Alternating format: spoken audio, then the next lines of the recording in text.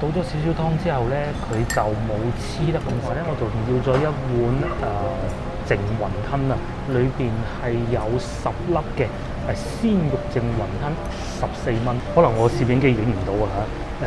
有觀眾可能話：喂，豬油撈麵點解唔係另外裝嘅？嗱，我從呢個角度睇見啊，嗰個筷子咧幾靚啊嚇，講明啊佢哋啲豬油用得靚啊。同上次去江南西食到嗰一樣咧，佢雲吞皮啊唔算勁薄嗰種嘅。通常咧，我哋廣州市區啊、老西關啊食到嗰啲雲吞咧，都係咁樣樣嘅。而且咧睇見佢裏邊嗰啲肉咧，都仲幾大粒添。我接受得到咧，再細粒。咁嗱，說時遲那時快咧，我哋就嚟到文德路19號啦。根據資料顯示啊，呢度咧以前就係廣州市第25中學啦。不過時至今日就已經變成文德路小學南校區㗎啦噃。接落嚟咧，我哋就行翻過嚟文德東路啊嚇。喺呢度咧有另外一間校嘅，不過咧佢哋已經改名叫做貿易職中嘅分校區嚟㗎啦。無奈我哋又嚟到永漢店嘅，哇！有花碌碌。以前咧環境冇咁好嘅，又睇下佢哋啲戲飛價格啦，圍繞都係話50幾蚊、65蚊喎。譬如睇侏羅紀啊，唔係3D 啊，2D 嘅咋。我啱先睇見係55蚊啊，7點20分有一場。Hello， 各位觀眾大家好啊！我而家所在嘅位置咧就係德政中路。今日會帶大家去文德中路嗰度啊，食一個米芝蓮餐廳。以為好高大上嘛，其實係一個小店嚟嘅，食麵嘅，叫做西關婆婆麵啊，好似係咁嘅名嘅嚇。咁究竟哇，佢竟然可以做到米芝蓮嘅咧？佢得2間分店㗎啦，係咪又真係咁好食咧？過去再講。面前呢個咧就係我哋今日要去嘅餐廳啦，叫做婆婆麵啊。咁佢嘅交通路線咧非常之方便嘅啫。將鏡頭往左轉，呢度一路過去咧就係龍港所地鐵站㗎啦。步行大概10分鐘到咧就會到㗎啦。而且比較特別咧，佢其實就喺財福隔離嘅啫。不過我財福梗係吸引啦，我就反而西關婆婆麵我係未試過嘅，一於今日去試下佢。聽講佢嘅豬油撈麵唔錯嘅，試試啦喎。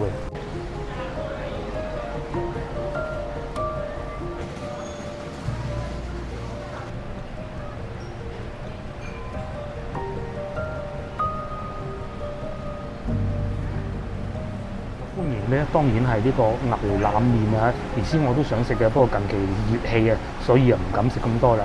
咁另外咧，仲有上湯雲吞麵，有分大細喎，大亦都只係16蚊一份㗎。咁除此之外，當然仲有豬手麵啦，價格最貴都係19蚊嘅啫。當然粉麵同價嘅。再嚟仲有好多淨食啊，譬如話啱先我哋點嘅淨雲吞啦，14蚊，又或者大嘅淨雲吞咧20隻就28蚊。如果有蝦咧，就再加多幾蚊，18蚊10粒嘅。淨牛腩、淨豬手、淨豬腸、淨牛筋都有，統一價格都係40蚊嘅。咁除此之外，當然仲有撈麵啊。嗱呢個咧就我至愛啦，不過喺隔離啊，我隔離試過，我就唔喺度試啊。好似呢度仲平啲喎。另外仲有呢個最唔健康啊，豬腸撈麵19蚊一份。睇上去非常吸引喎！我嘅嘢食就嚟就係啦，最吸引我嘅咧就係呢個啦，豬油撈麵啊！咁佢嗰啲豬油咧唔係另外攞個羹仔放住嘅，直接撈埋落去嘅。咁啊，因為咧麵咧係有熱力啊，所以咧就算依家咧都聞到有少少香味。至於點解全部揦住晒咧，係因為啱先我拍特寫佢擺得耐咗啲嘅啫。咁咧醒目嘅識食嘅觀眾咧就倒少少湯落去，倒咗少少湯之後咧，佢就冇黐得咁實咧，我就要咗一碗淨雲吞啊，裏邊係有10粒嘅鮮肉淨雲吞，14蚊。可能我攝影機影唔到啊嚇。有觀眾可能話：喂，豬油撈麵點解唔係另外裝嘅？嗱，我從呢個角度睇見啊，嗰個筷子咧幾靚啊嚇，講明啊佢哋啲豬油用得靚啊。好多時候咧都會有食客話：豬油用得唔靚咧，所以唔健康。我認為啊嚇，豬油用得靚咧，自然就會冇咁健康噶啦。其實個麵咧，我係特登擺咁耐先食嘅，話就話拍嘢啫。嗱，因為豬油咧，如果你擺得耐啊，佢其實係會瓊㗎。喺呢部分都見到啦，有少少嘅發白咯。通常嗰啲唔健康嗰啲咧，都係特零舍吸引啊！我咧就揀個冇咁唔健康嘅豬油撈麵，試試佢啦。連我試咗啖豬油，我唔再講有幾好味啦。我喺廣州咧食過2間豬油撈麵都係唔錯嘅，一個係唔在記，另外一個就係呢度。麵睇上去好似好硬，絕對唔會有嗰種咧，好似食緊橡筋嗰種感覺㗎。我係好討厭嗰種感覺㗎。我係一個唔中意食硬麵嘅人嚟嘅，但係食到呢個麵咧都好中意，而且一啲咁多鹼水味都冇，係一啲都冇，我可以保證。試過完未？接落嚟就落少少醋，因為撈麵啊，醋咧就直接灑喺上邊啦。呢種醋唔係紅色嗰種節醋咯，落個醋之後會唔會又更彈牙咧？落完醋之後咧，仲好味咗。我好中意佢哋呢一種醋啊，佢唔會話支醋買翻嚟咁倒落去啊，一食落口攻鼻嘅，冇，絕對冇呢種感覺。而且咧，完全唔會感過豬油嗰啲味。咁但係咧，食呢個麵咧，你就要不斷咁樣加湯落去啦。如果咪啲豬油咧，就會好快凝住嗰粒咧。試過啲麵，跟住又嚟試下個雲吞啦。同上次去江南西食到嗰一樣咧，佢雲吞皮啊唔算勁薄嗰種嘅。通常咧，我哋廣州市區啊、老西關啊食到嗰啲雲吞咧，都係咁樣嘅。而且咧，睇見佢裏邊嗰啲肉咧，都仲幾大粒添。我接受得到咧，再細粒啲嘅。試成粒嚟先。嗱，我認為好食嘅雲吞咧係咁嘅。首先咧，第一你要食到有肉味，肉咧絕對唔可以又落啲五香粉啊，又話剩啊嗰啲。咁然之後咧，絕對唔可以裏邊一咬就係一嚿肥肉咧，冇肥肉唔得㗎。一咬嘅肥肉咧好難受嘅，佢裏邊啲肉剁得好碎，食唔出嗰種有粉團嘅味道啊。因為有啲雲吞麵咧，佢師傅可能做得唔好啊，咁整完之後擺得耐咗啊，佢係會有啲粉團味嘅，呢個就冇咯。而且咧我估㗎咋，啱先呢個雲吞麵咧，我等咗好鬼耐嘅，極有可能咧個師傅喺裏邊現場包嘅，可能正因為咁啊，就冇咗嗰種粉團嘅味道咯。咁同埋仲有一啲做得唔係太好嘅雲吞咧，甚至乎仲會有鹼水嘅味添。可能有幾個原因啦，淥麵嗰啲湯底咧就直接攞嚟做雲吞嗰啲湯底喎，好肥流嗰啲咧，呢度就梗係冇㗎啦，係嘛？你估攞得米芝蓮係假嘅咩？而且仲係呢種小店咧，佢哋得2間分店嘅啫。應該唔係係嘛？2間分店搞咩啫？好啦，我就慢慢食啦，食完再帶大家去下一個地方。哇！我哋食飽啦。既然咁啱嚟到，買杯豆漿，買完先至再同大家慢慢講。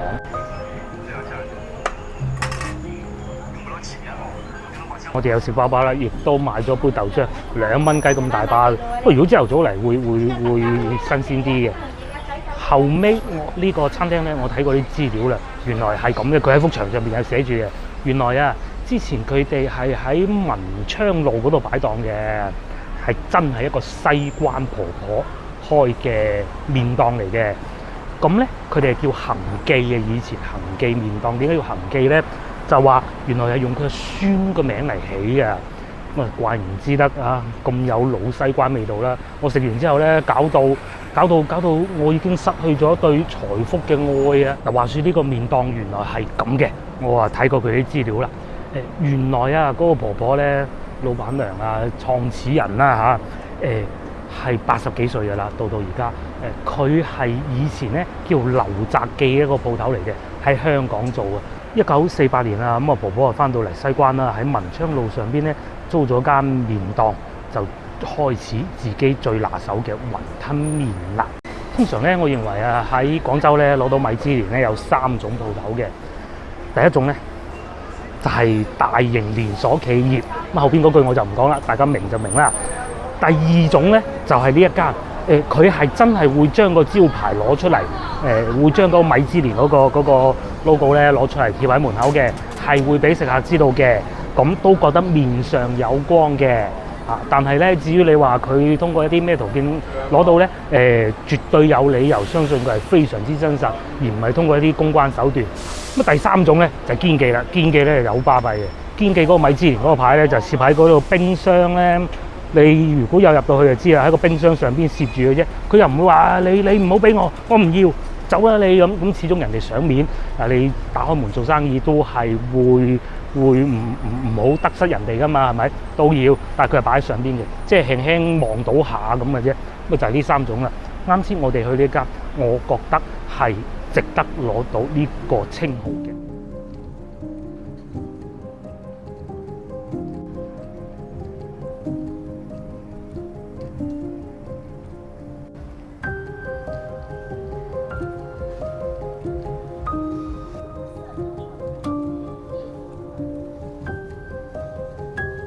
好，咁我哋又食飽飽啦。接落嚟咧，呢幾部分係會因應幾位觀眾嘅要求喺附近行下嘅。第一個點就係有觀眾問咧，文德東路小學究竟去咗邊？咁我而家所在嘅位置就係文德東路啦嚇。咁説時遲那時快咧，我哋就嚟到文德路19號啦。根據資料顯示呢度咧以前就係廣州市第25中學啦。不過時至今日就已經變成文德路小學南校區㗎啦噃。最初嘅時候咧，我仲會以為呢度咧正就係嗰位觀眾要求揾嘅文德東路小學啊。咁話說咧，去到2010年嘅時候第25中學就已經俾13中合併咗㗎啦。原來咧25中前身就係廣東大埔同鄉會，始建於1925年，哇，非常之有歷史啦，叫做文德路小學南校區啊。因為有啲小學生咧，其實而家已經開始放假㗎啦。有一部分中學生，譬如好似我女咁咧，初一已經放緊假啦。暫時望埋去呢個鐘數都仲有啲家長喺度等緊同學仔放學嘅。因為可能個個區放假時間唔同啦。咁至於喺對面咧，我最記得呢個地方㗎啦。以前每一次經過咧，都要過嚟呢度買嘅就係春之花啦。咁春之花咧，而家就少咗好多分店啦。如果我冇記錯咧，佢呢度應該係個總店嚟嘅。咁時至今日咧，春之花我記得只有2間咯，一個喺呢度，一個就喺公園前地鐵站下邊啊。接落嚟咧，我哋就行翻過嚟文德東路喺呢度咧有另外一間校嘅，不過咧佢哋已經改名叫做貿易職中嘅分校區嚟㗎啦。再嚟講下前邊黃色呢棟樓呢棟樓原來係好有歷史㗎。咁話說咧，唔知大家知唔知道文德路以前係叫咩名咧？原來文德路以前係叫做學府東街嘅。好簡單啫，原來佢就係喺廣府學宮嘅東面，所以得名嘅。咁喺文德路、文德東路咧，呢度係有好多有歷史意義嘅建築物嘅，譬如我哋面前呢一棟叫做文德樓啊。咁最初咧，我都以為係因為呢個文德樓，所以文德路叫文德路嘅。後來我又查過資料啦，原來喺1918年嘅時候文德路咧就建成馬路啦。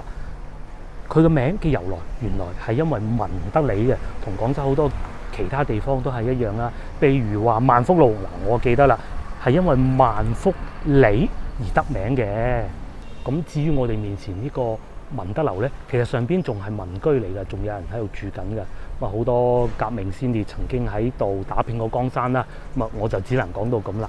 大家明白就明白啦。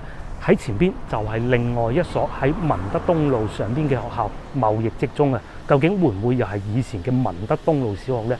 對唔住，我手頭上真係冇資料，都帶大家過去睇睇啦。正所謂文德路呢邊文德東特別多有歷史嘅建築物㗎喎，譬如呢個亦是如此啦。再喺呢度入去呢，就係綠和新街啦。至於將鏡頭轉過左邊呢，就係剛才所提及嘅廣州市貿易職中。我記得咧，有一段時間廣州嗰啲教育好得意嘅，好似比我哋大幾年嘅哥哥姐姐咁啦。佢哋當時咧唔係以讀得到高中為榮，反而係以讀得到職中為榮。職中係好難入嘅。當然啦，時至今日，因為個個都想係參加高考去讀本科，當然梗係高中吃香得多啦。因為點解以前咧呢啲職中佢係有分配工作嘅。譬如話佢哋而家有啲咩專業會計啦，讀會計啦，商務英語啦，金融啦，電子商貿咧，仲有一個會計，點解有唔同嘅？哦，原來佢係3年全日制高職。咁呢一個會計咧係3、2分段中高職貫通班，究竟有冇咩唔同咧？就真係不得而知啦。咁當然仲有好多其他啦，電子商務啊、服裝設計啊，各種都係有嘅。不過即便如此，職中冇以前咁吃香咧。始終喺廣州咪職中咧都算係一間比較好嘅職中，一路都係咁嘅嘅時候，有邊幾間比較好啊？美術職中啦，電子職中啦，旅遊職中啦，呢幾間其實都係幾好嘅職中嚟嘅。畢咗業之後咧，就業確實唔錯。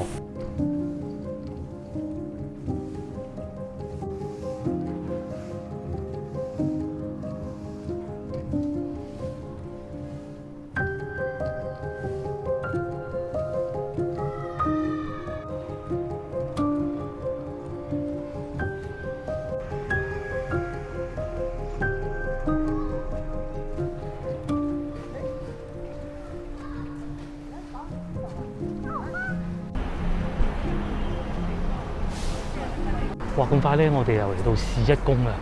咁啊，其實咧接落嚟呢個環節啦，我係會過去青年文化宮嘅，即係北京路嗰度咧。咁啊，經過呢度睇見冇以前咁熱鬧喎。以前咧喺呢個位置啊，有得打羽毛球嘅，唔知有冇觀眾嚟打過啦。咁至於我咧，其實通常嚟呢度都係睇電影嗰啲，不過通常係咁嘅嚇。呢度咧，佢哋嘅電影院嗰個環境就不是那麼優秀嘅啫，所以相對佢哋嘅價錢都係會幾平嘅。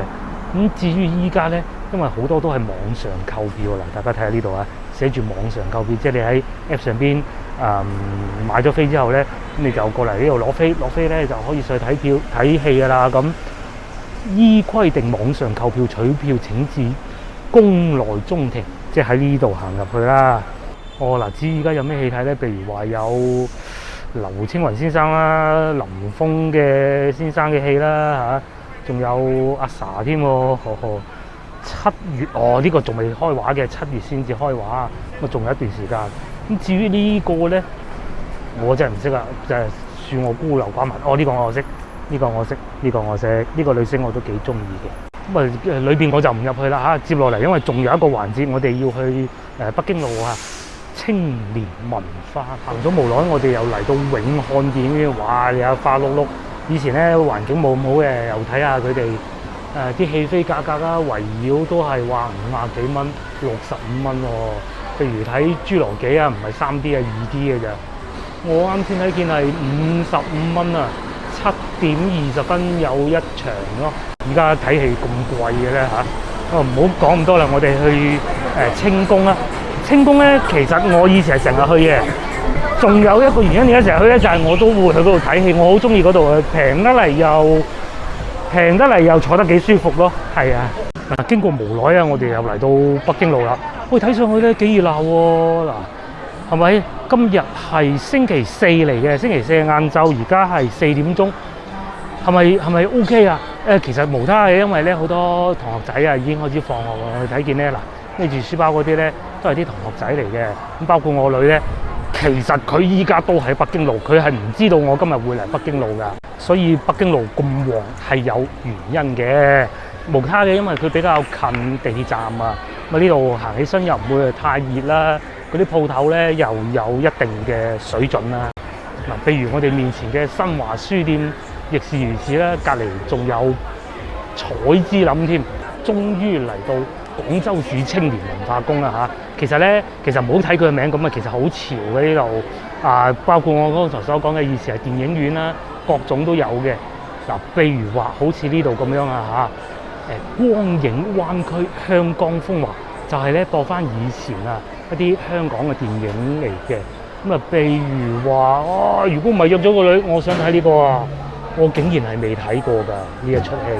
張學友先生嘅一出電影嚟嘅，好似拍完呢出電影之後咧，佢都冇再話有好多電影上邊嘅演出㗎啦。仲有似水流年啦，仲有精武門添。過幾日仲有寒戰睇喎。不過寒戰咧，我喺手提電話上邊啊，嗶哩嗶哩會員咧，其實都可以睇得到㗎啦。咁至於其他咧，就真係唔得啦。哇，仲有張國榮先生、周潤發先生、鐘楚紅小姐啊，中環四海啊，搞到我想睇完電影再揾個女添，算把啦。哇，仲有胭脂扣啊！哇，搞到我真係唔想走。原先咧話説呢度係有場 show 睇嘅，但係萬萬都諗唔到啊！嚟到全部都係要打格仔嘅嘢，咁啊算啦，就係呢個啦。啱啱閃咗佢添，櫥窗劇場啊！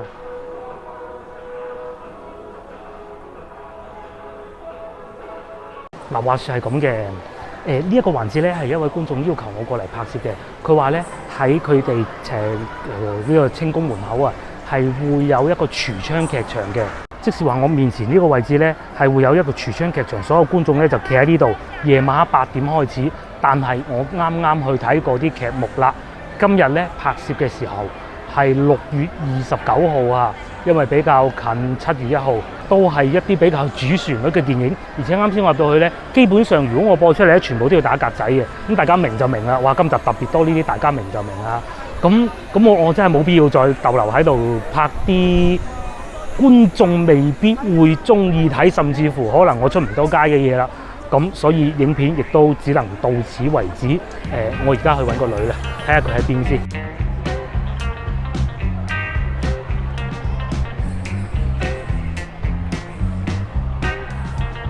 Relics and historic sites.